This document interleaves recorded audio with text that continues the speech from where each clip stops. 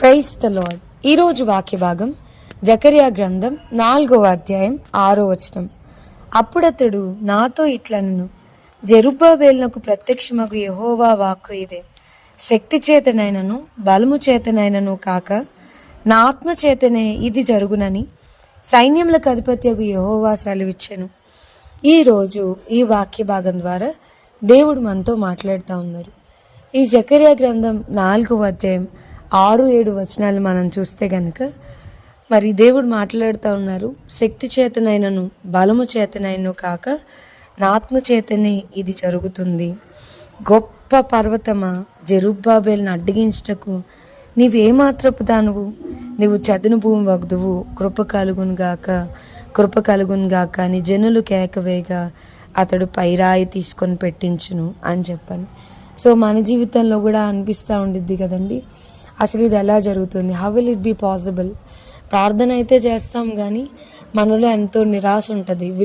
అసలు ఇది జరుగుతుందా, విల్ ఇట్ హ్యాపెన్, ఇది అసలు అవుతుందా అనే చాలా ప్రశ్నలు మన జీవితంలో మనకి ఉంటాయి.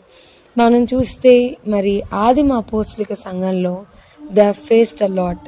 చాలామందిని ఆ సంఘం ఎదుర్కోవాల్సి వచ్చింది, ఆ సేవకులు ఎదుర్కోవాల్సి వచ్చింది. మరి అపోస్తల కార్యములు 4వ అధ్యాయంలో మనం చూస్తే మత పెద్దలు, ప్రధాన యాజకులు, సద్దుకాయలు, పరిసయ్యులు మరి వారిని కొట్టడం మనం చూస్తున్నాం. ఈ నామమున మీరు బోధించకూడదు, ప్రకటించకూడదని వారిని బిగ్గరగా మరి గద్దించినట్టు, వారిని కొట్టినట్టు మనం చూస్తున్నాం. 5వ అధ్యాయంలో వారిని చెరసాల్లో పెట్టినట్టు మనం చూస్తున్నాం. 12వ అధ్యాయంలో హేరోదు రాజు స్వయంగా రాజే మరి సంఘానికి వ్యతిరేకంగా నిలబడ్డం, సేవకులకి వ్యతిరేకంగా నిలబడ్డం.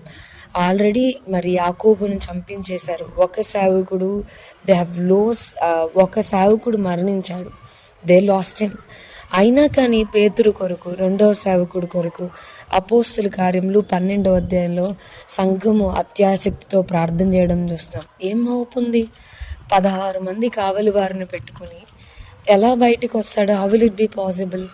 ముందు ఒక వ్యక్తి ఆల్రెడీ చనిపోయాడు, ఇంకొక వ్యక్తి కావలి వారి మధ్య ఉన్నాడు, పైగా ఆ సంఘానికి వ్యతిరేకంగా నిలబడుతుంది ఆ ప్రాంతాన్ని లేదా ఆ దేశాన్ని పరిపాలిస్తున్న రాజు.